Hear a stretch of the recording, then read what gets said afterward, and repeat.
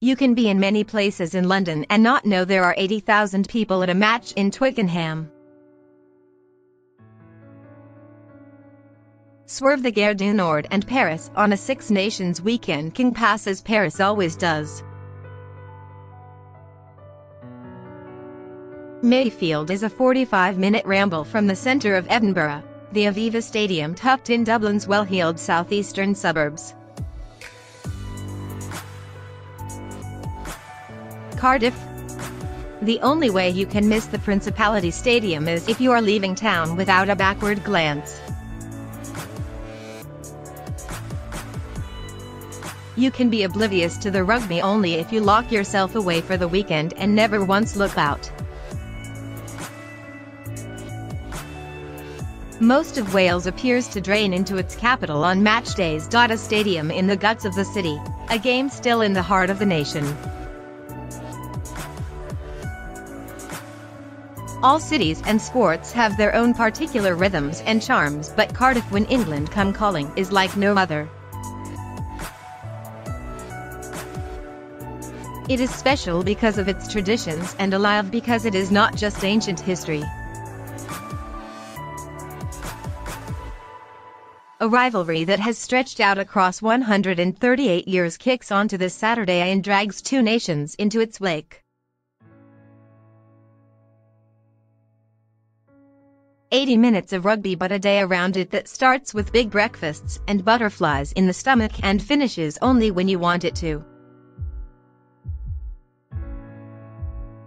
Old friends, familiar routines, memories of match days gone before. Early trains out of Paddington, heading west with the optimistic English and day-trip diaspora, seats only if you are lucky, beers being passed round the carriage. Traffic building on the M4, slow through the tunnel outside Newport, crawling along the A48 into town. Shorter hops from the west, 40 minutes from Neath Station into Cardiff Central, an 11 a.m. sporting commute with cans in bags. The city skyline has changed. The old brick tower of the Brains Brewery by the station has gone, the grey walls of the prison dwarfed by new apartment blocks. Pile off the train and you still get taken out the long way round, back under the bridge and then up into town, stadium looming ahead of you, and the day kicks on again. Wales v England is the conversation all week. Not the weather, or football, but a stroll around the clichés and talking points. Can Gareth Anscombe control a game like Dan Biggar? Will England's kicking game be hoovered up by Liam Williams? Who will win the back row battle?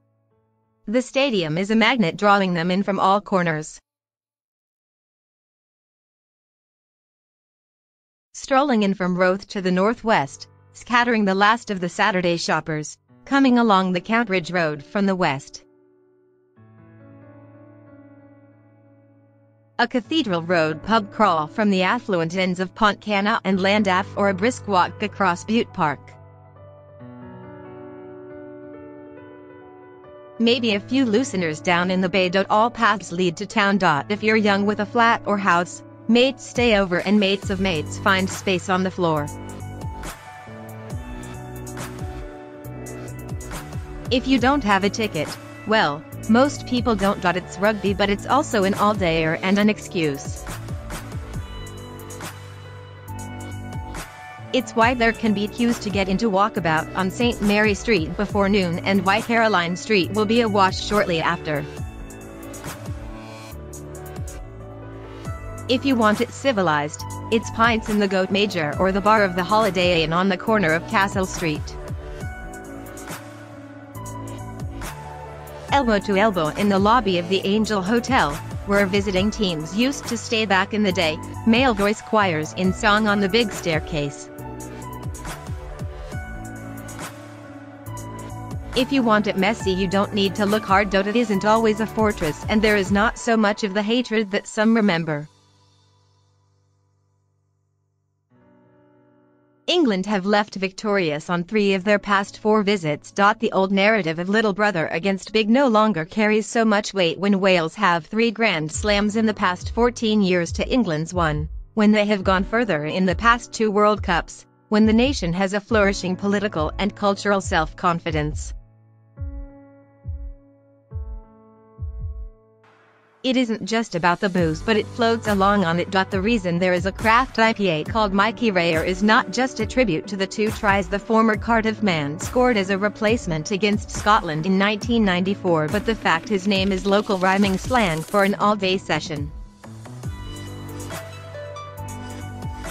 There'll come a point later in the day when people will forget how codes work. Much has stayed the same, but much has changed too.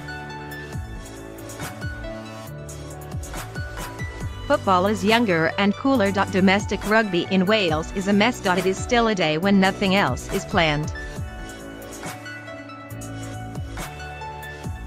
You don't accidentally book a wedding when Wales play England or find that you're going away. The connection between elite and community remains. You can still see internationals like Justin Tipuric coaching the juniors at his club side Trevenose on a Sunday morning, or spot hooker Ken Owens having a pint in Carmarthen.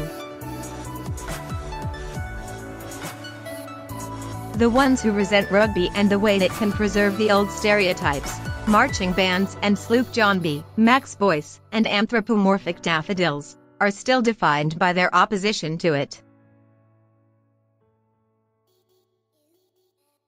No one is neutral. For the traveling English, it is a day to feel like cartoon villains while also relishing being surrounded by people who share the same obsessions. There is always hope. England are chasing a record 6th consecutive Six Nations win in this fixture, and this year the confidence of thumping wins against Ireland and France. You could argue the survivors of the 30-3 shellacking in 2013 carry the scars. But Ben Youngs and Owen Farrell have won in Cardiff since, and Manu Willagi is more about dishing out pain than wearing it. Johnny May has won at the Principality, as have George Kruis, Billy Vunipola, Elliot Daly, Courtney Laws.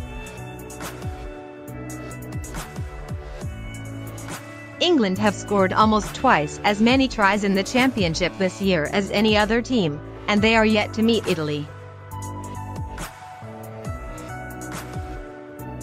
Eddie Jones has coached England 4 times against Wales and won every one. When 74,500 people have piled into the Principality by 4:45 p.m. on Saturday, that past will matter less than the present. You listen to the choruses of Delilah rolling down the steep stands, wonder at a song that celebrates a misogynist murder, and join in anyway.